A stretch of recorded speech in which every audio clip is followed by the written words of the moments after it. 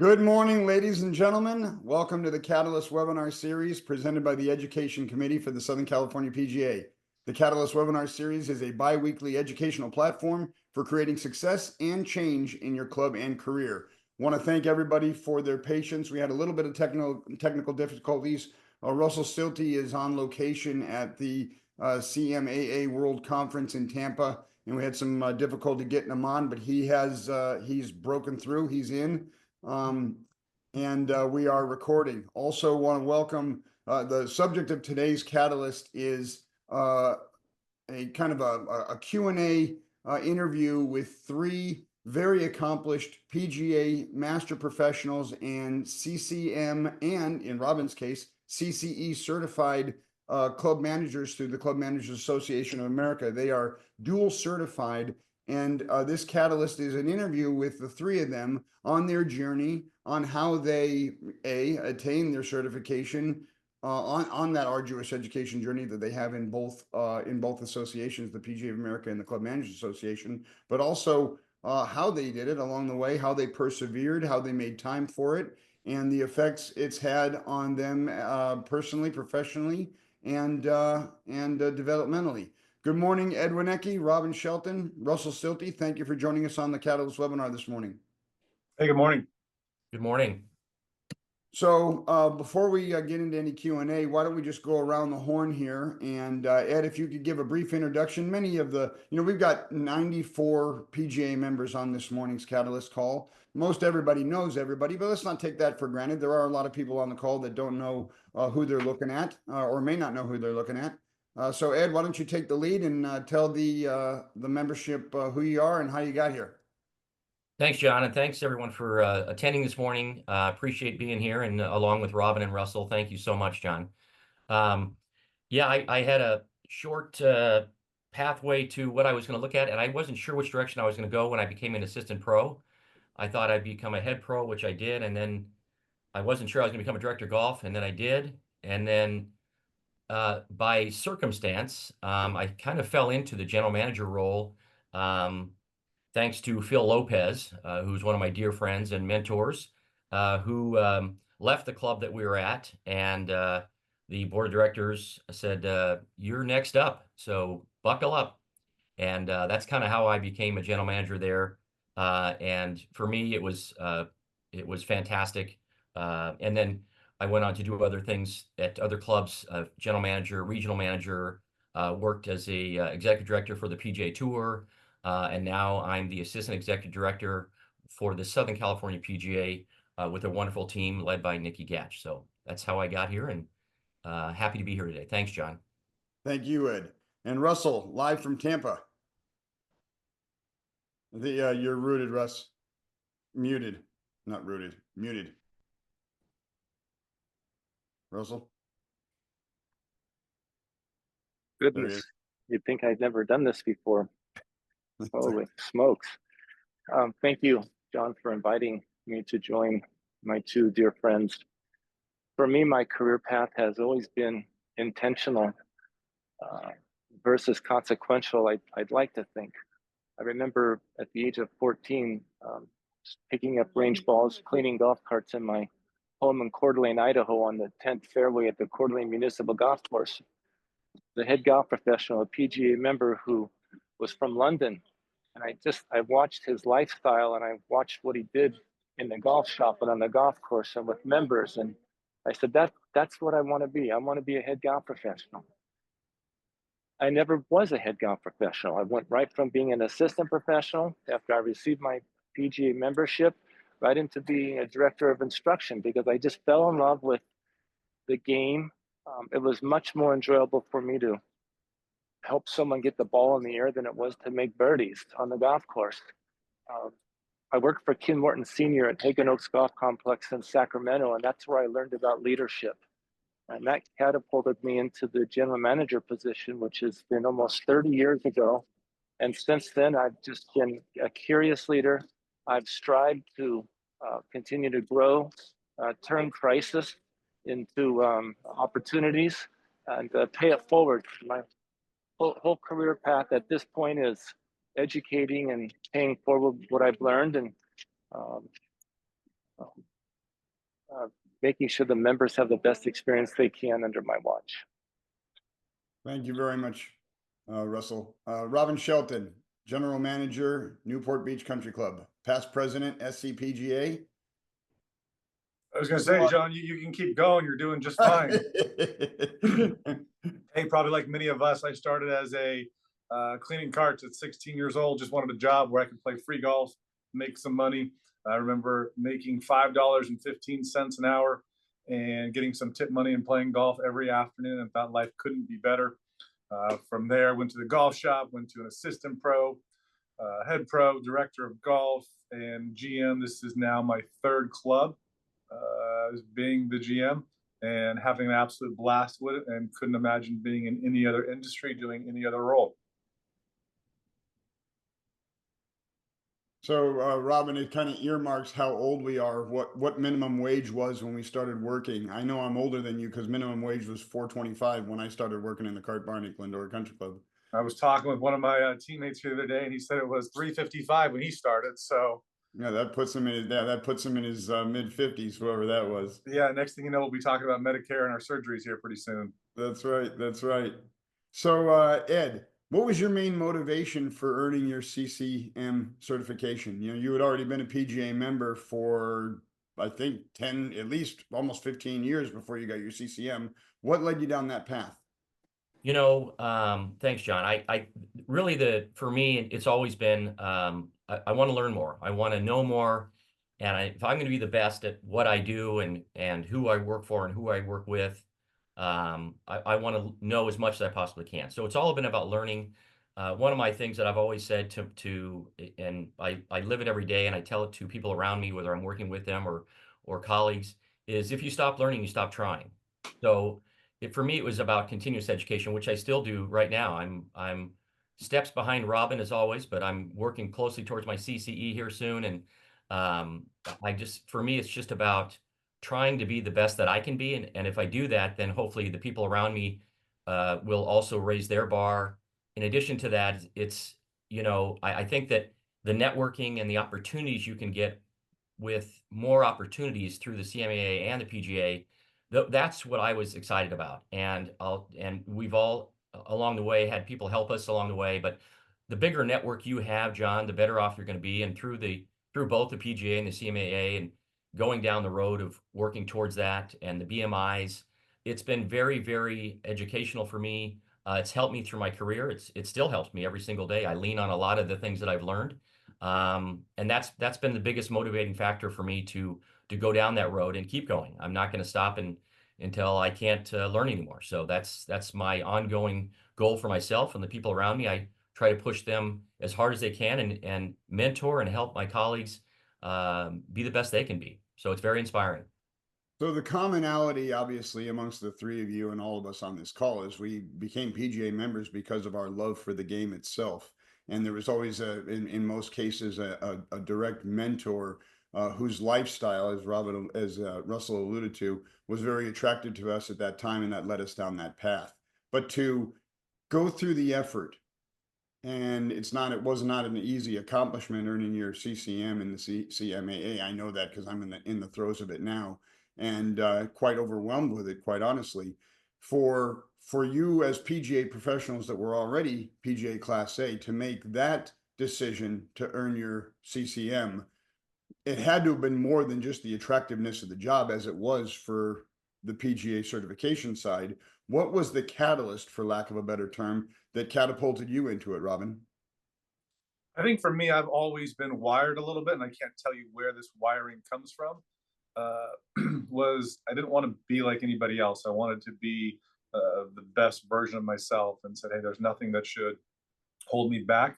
And if there's a way that I can be better, I want to try to be better. So there's a word in the Japanese language that we don't have an exact translation for, but it's called Kaizen.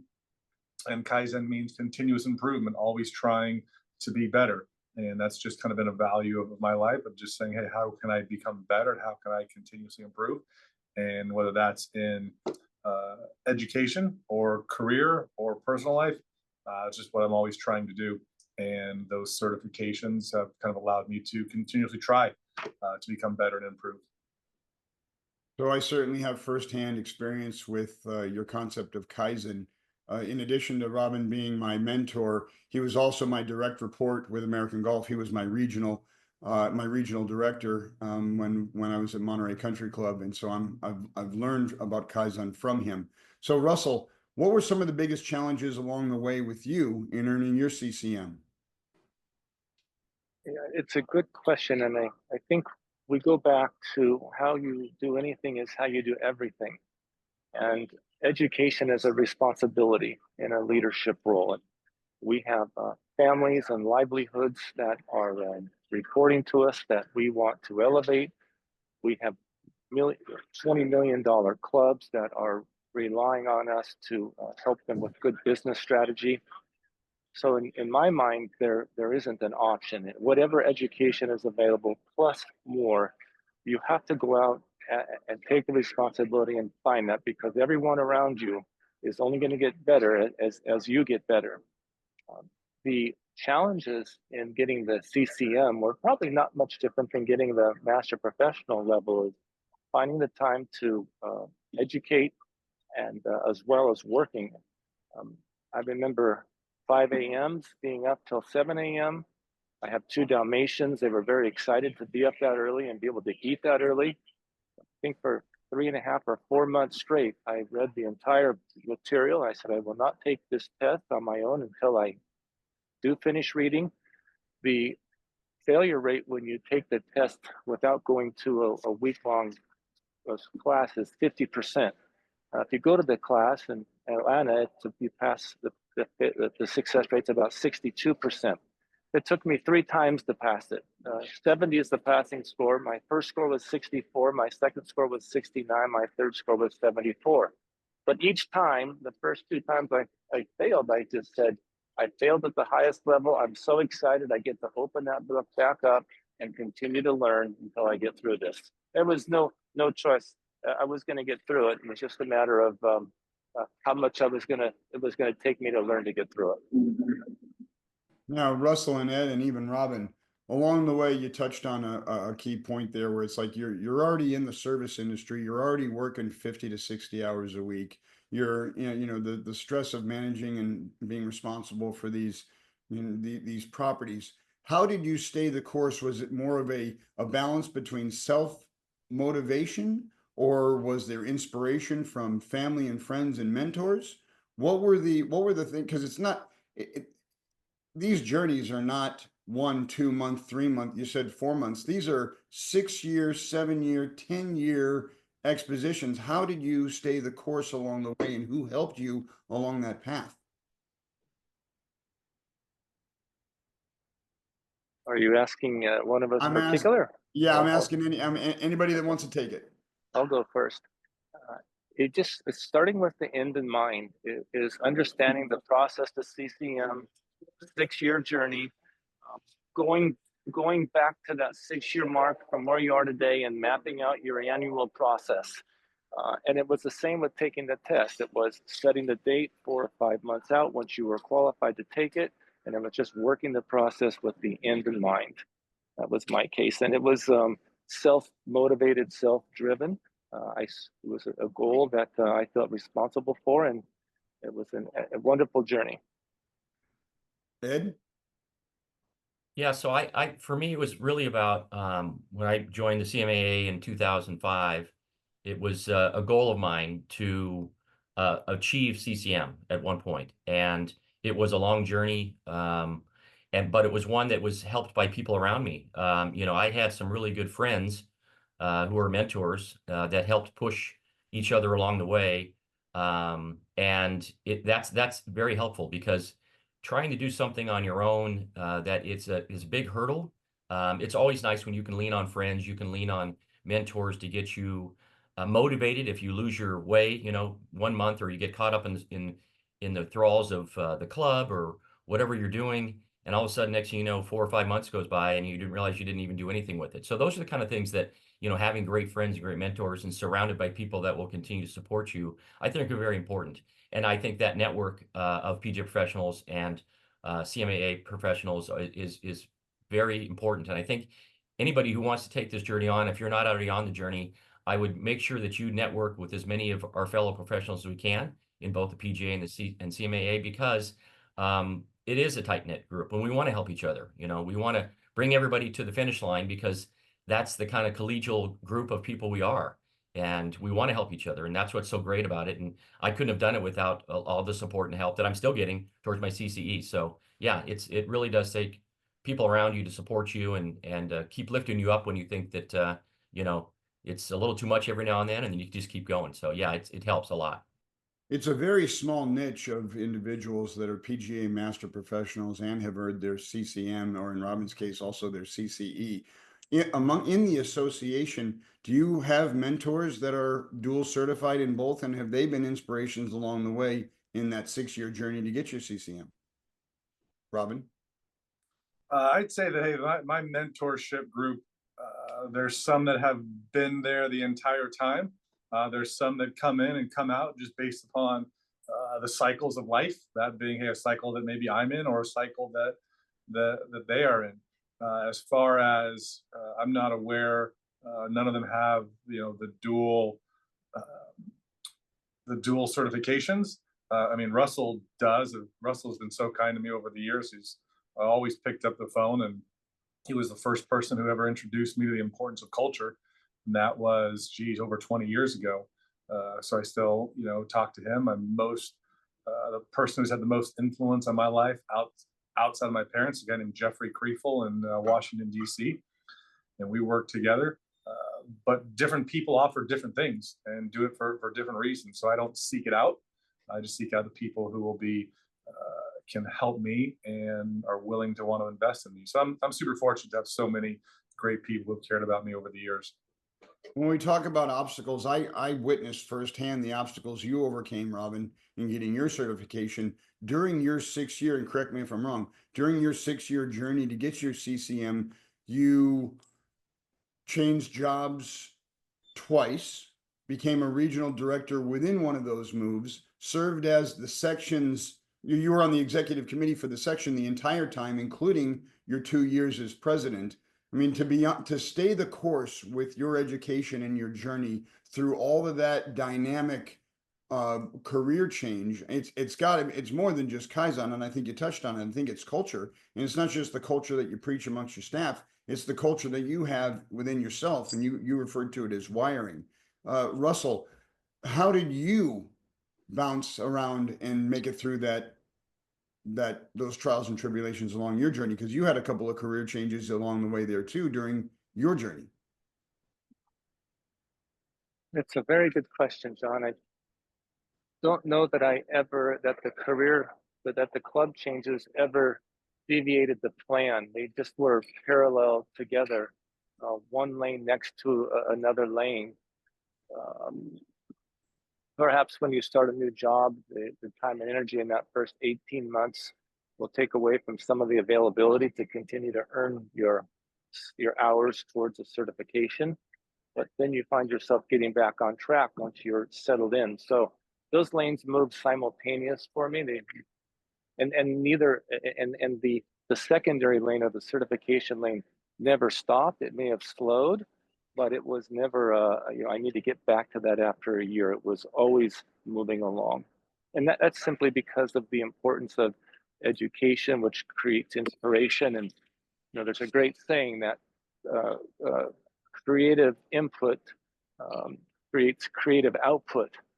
And in our roles, boy, did we get some creative input, but we have to just grasp it and use it to move forward. And education is one of those creative input tools. We got so many good nuggets that we take out of these catalyst calls, and Russell, you said how we do anything is how we do everything. If anybody remembers anything about this morning's call, I think that's probably the most important thing. But also touching on the fact that the lanes are parallel. Let's talk a little bit about mentorship. Obviously, all three of you have had very significant mentors along the way that have helped you get where you are today. Who are you mentoring? And would you say that your mentorship is more focused in helping people get their PGA certification, or helping people outside the golf industry, but within the golf industry, non-PGA professionals, get their CCM certification? Robin, you want to take that one first? I will gladly take it. It froze, so I'm not sure exactly what you said. So I will go back to a previous question that I think, hey, as far as what kept me going throughout the process would be kind of three things. Number one, hey, being committed to the goal, knowing what that goal is, having that be my North Star. Number two, I've always viewed these as a process. It's like eating an elephant. You can't eat that elephant in one bite, but you got to do it a lot of small bites, time after time. So I would say I ate that elephant one bite at a time, a lot of small bites. And then number three, fortunate to have a wife who is so incredible and has been supportive and not nagging and making sure that she felt or was agreed to the part of the process. So having a supportive partner is huge in the entire thing. And Ed, I think you got the second part of that question there when we talk about who we're mentoring today, especially you coming from the PGA of America role in executive search and career services and now working as the assistant ED for the section. You have a direct finger on the pulse when it comes to mentorship, of course, on the PGA side, but can you talk a little bit about your membership outside the PGA, more along the lines of helping non-PGA professionals earn their CCM within this industry?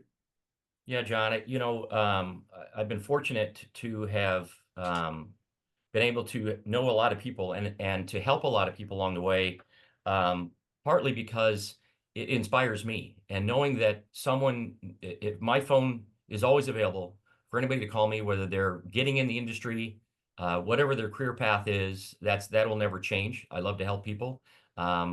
And educate them on the advantages of the PGA of America and going down that road or getting into the hospitality industry as a whole. I think it's a unique industry that we're all in. I also say we're in the entertainment business, and because we are lucky to do what we do. When I hear someone say, and I'm mentoring and I'm having people call me, and I make time for everybody that calls me. And when I hear someone say, boy, I'm really busy, I changed the narrative last year and I said, let's not say busy, because busy sounds like we're complaining and we don't like what we do. Well, we all love what we do, otherwise we wouldn't be doing it. And we're very fortunate and lucky to be in the chairs that we're in and surrounded by people who have the same passion for what we do every day. So I changed busy to active. And how's it going, Ed? Oh, I'm very active right now. So active is something that I think that we can all change the narrative, saying busy to active. And that's one example of being forward thinking with being a mentor. And when you're active, you're always doing the right things and you're doing the things towards what the next step is you're going to be. So I think luckily for me, I've been very fortunate to have a lot of people reach out to me still on a daily basis that I'm able to help. And I will tell you this, that as a mentor and as someone who's always willing to give back, which most everybody on this call does and every single day, make sure that your door always stays open. And it may be someone that you have never heard of, don't even know who they are, looking for some help or some advice.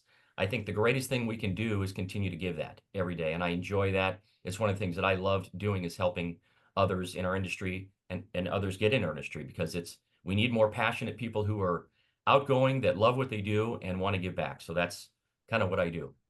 So Ed, you touched on a really good point there in terms of it's directly speaking to mentorship and controlling the narrative and staying positive. And it's like right there in that little example about busy and active. So, we're all in these mentorship roles, specifically not only with other PGA members, but also with the teams that we manage at our clubs. And it's easy to kind of commiserate with the team, especially when it comes to, talking about the membership or talking about the client or the customer. And it's easy for that to go down a negative tone, even if it's a commonality that helps create a strong bond between coworkers, where you have that in common, where you kind of rib the members of the clients that you serve. It's easy for that to take a negative tone. And I think a lot of the language and the terminology that we use has a direct effect on that. So speaking in terms of mentorship, Russell, you've always been a mentor to Robin. Russell, you've been a mentor to me. And Robin, you talked about how Russell's been so instrumental in teaching you about culture, and I've been the beneficiary of a lot of that teaching. And I'm a big believer in the culture of the service staff and some of the things that Russell does with his team, I do with my team, and it came through Robin. So Russell, can you talk a little bit about how you mentor your team, both inside the PGA and outside the PGA, in terms of department heads and frontline teammates that are outside the golf department? Yes, I see it two ways. I see a difference between coaching and mentoring. Um, I have probably 15 or 18 direct reports at my club at Santa Luz, and my favorite thing in the world is the team and making them better and coaching them on the skill that they reach out and ask for, or that I see a blind spot that I can assist with. Many people in the CMAA reach out now in this new space, and that time is mostly spent coaching, working on the skill set, discovering where they want to be in their career and what are their blind spots to get there, and then helping them develop those skills. I do very little of it, excuse me, with the PGA member, and I missed my grassroots playing field. I missed being on the tee, and I was such a passionate teacher and always loved, just learning about how to teach the grip 26 different ways.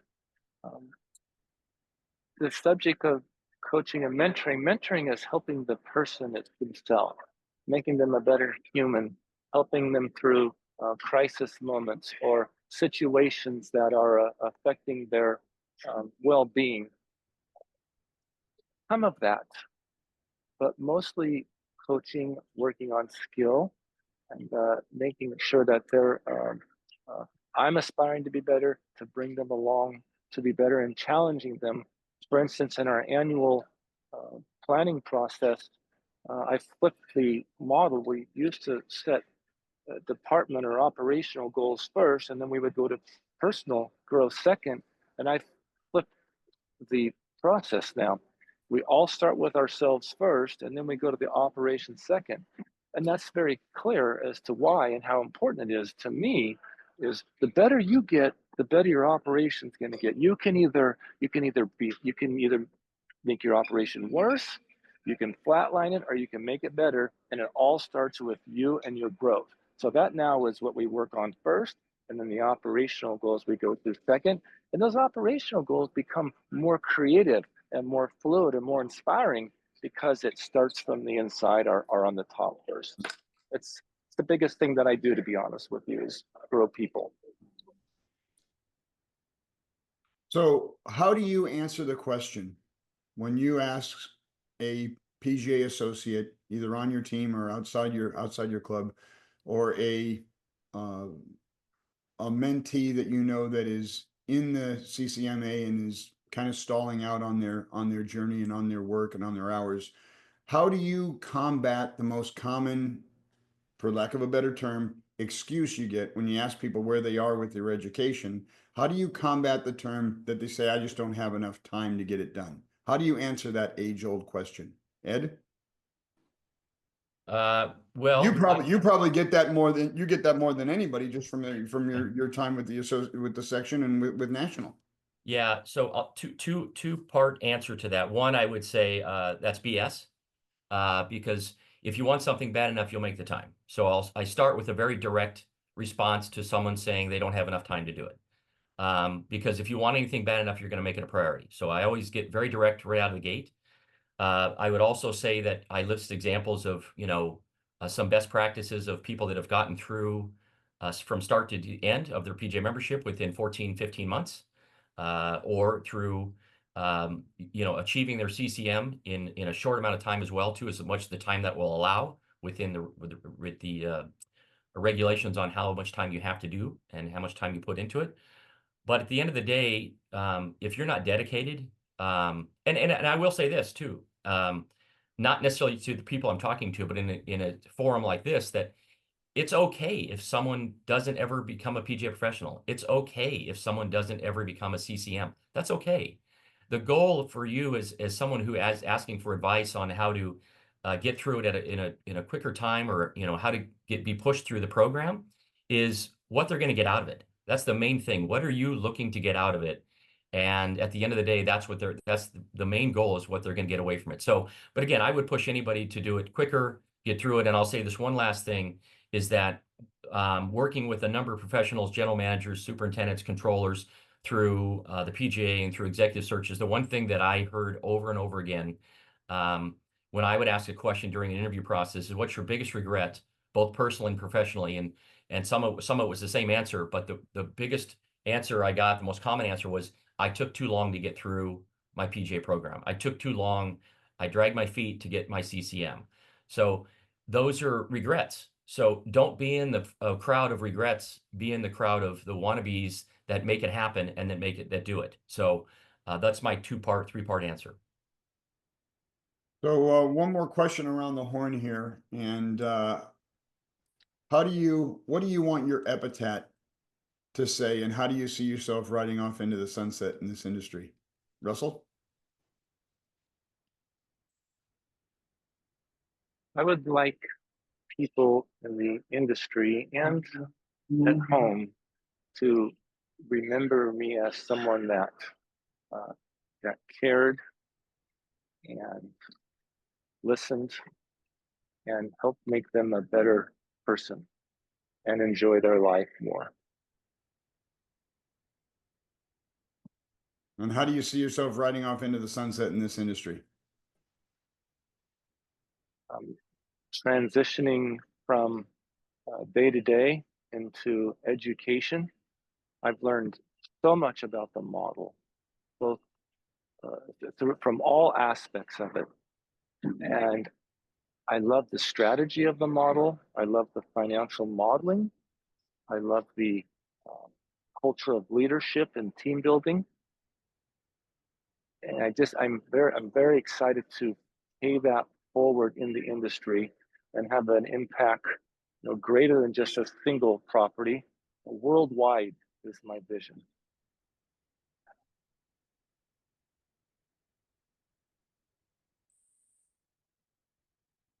Robin, what do you want your epitaph to say? I mean, geez, you are going deep here, very early in the morning. But if I had to think about it, I would say, hey, a follower of Jesus, committed and loving husband, and someone who helped others discover and achieve their potential.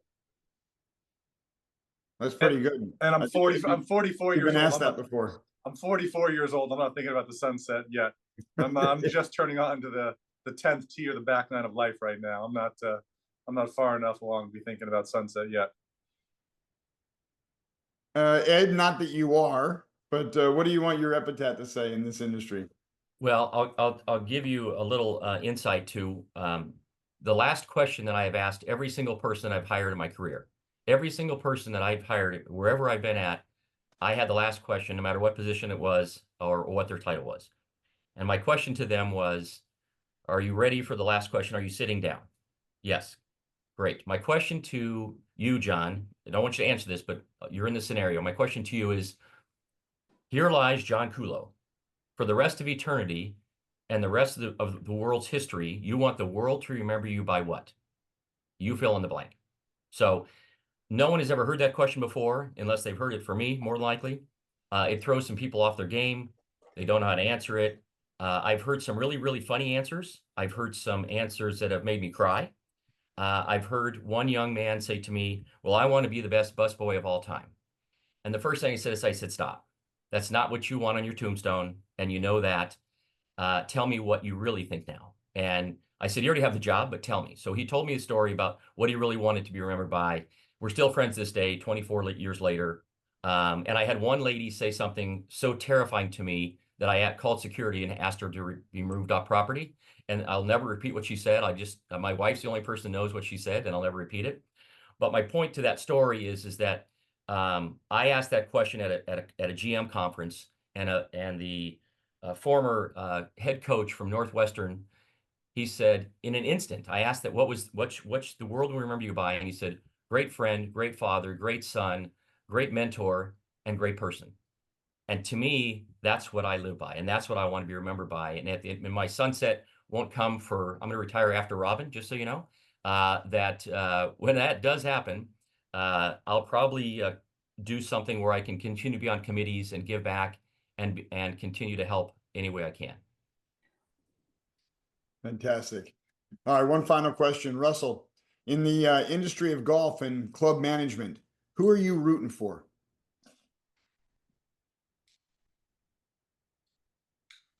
The team. We have Like Bo Schembechler. we have 300. Oh, in the football Yeah. team? No, not football, but you said the team. And like Bo Schembechler was always the team comes first. The team. We have 300 team members at my club, and from the dishwasher to my great director of golf and Jeremy Clevenger and all my executives, everyone in between. My sole purpose is to improve their lives and provide them a great work culture. Robin? Anybody and everybody who wants to improve and be the best version of themselves. Ed?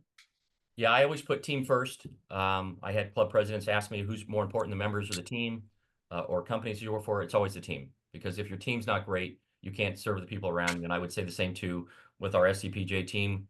I'm very fortunate. We have a great team, and they come before the members because that's our team. And if our team's not great, we can't serve the members and all the people around us, our partners, our industry allies, as best we can. So it's all about the team for me. Fantastic. Well, on behalf of the, oh, I got a question down here. The question from Andy Tooney. What percentage of SCPGA club managers aren't CCM certified and maybe just PGA members? Andy, I don't have the answers for that. So what percentage of SCPGA club members are CCM certified? Well, I think, I'd be speaking extemporaneously on it. I'm not exactly sure, but Ed or Robin or Russell, do you have the answer to Andy's question? I don't know the answer, but next time I come spend time with you, I'm gonna need to bring a pocket dictionary with me for your big words of epithet and what did you say? Last thing, something Extemporaneously. I actually got that from Craig Kessler from the SCGA. That's one of his big bloviating words, and you know I'm a big fan of bloviating. Now I understand.